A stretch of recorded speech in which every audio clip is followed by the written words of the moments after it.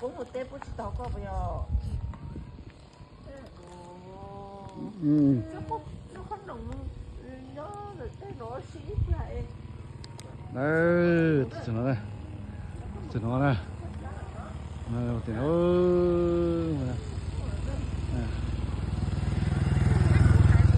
đúng thật đấy nếu mà mình đã đi mua phòng ta rồi nếu ít là nhớ chế stay in the house này được có qua ấy có không đồng nó đấy bây giờ nhưng mà mình đã đi go phòng ấy nếu stay home by yourself nữa qua có không đồng nó vậy thì mình lấy mà nó là mất trong số ta nếu chỉ tao ngồi chế hết. We lock the door so they can't go inside. The baby right here crying. Nó qua có không đồng nó. Okay. This is their house.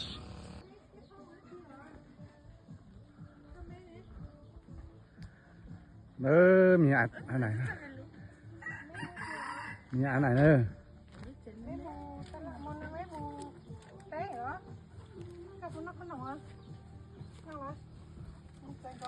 Nó một té ta đó. Cho mẹ ăn lưng xưa đó. Mẹ ăn lưng nó trẻ xưa đó. Khăn đồng lên đó.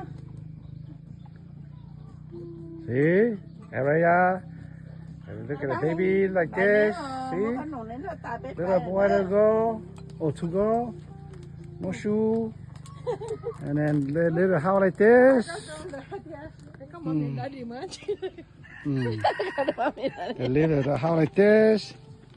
And then, see? This is how they live. Chị nó. Rồi bắt chung rồi. Nữa, bây giờ quá dài rủi cho nó rồi. Chung rồi. Yeah. Cái baby đó. Nó chị nó sư.